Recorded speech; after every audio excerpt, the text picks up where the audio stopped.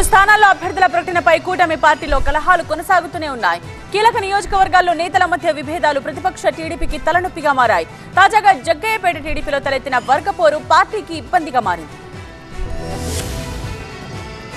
ఎన్టీఆర్ జిల్లా జగ్గయ్యపేట టీడీపీ అభ్యర్థిగా శ్రీరామ్ తాతయ్యను ఇప్పటికే ప్రకటించింది టీడీపీ అధిష్టానం. 2009-14 ఎన్నికల్లో టీడీపీ నుంచి గెలుపొందిన శ్రీరామ్ తాతయ్య 2019 ఎన్నికల్లో మాత్రం ఓటమి పాలయ్యారు. కానీ అభ్యర్థిగా ఆయనకే మరోసారి అవకాశం కల్పించారు చంద్రబాబు. దీంతో ఇప్పటికే ఆయన ప్రచారం కొనసాగిస్తున్నారు. అయితే నియోజకవర్గంలో వర్గ విభేదాలు శ్రీరామ్ తాతయ్యను ఇబ్బంది పెడుతున్నాయి. జిల్లా టీడీపీ అధ్యక్షుడు నిట్టే రఘురాం వర్గం శ్రీరామ్ తాతయ్య తీరును తప్పుపడుతోంది. చాలా మంది బలే ఉన్నారు. మా కడుపులో ఉన్న బాధ ఆవేశం ఒకరి దగ్గరకు వస్తే రంగా దగ్గరకు వస్తే కుదరదు. ప్రతి ఒక్కరిని కూర్చోబెట్టి సమన్వయంగా మాట్లాడినప్పుడు ఆయన గెలుపు కోసం కృషి చేస్తాం. రాని పక్షంలో ఇండిపెండెంట్ గా పోటీ చేయడం సత్యం.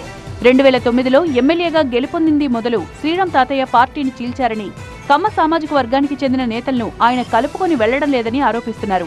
తాజాగా తెలుగు యువత అధికార ప్రతినిధి బొల్లా రామకృష్ణ ఆధ్వర్యంలో సమావేశమైన నేతలు శ్రీరామ్ తాతయ్యపై ఫైర్ అయ్యారు. ఆయన వైఖరి మారకుంటే స్వతంత్ర అభ్యర్థులుగా బరిలోకి దిగుతామని హెచ్చరికలు జారీ చేశారు.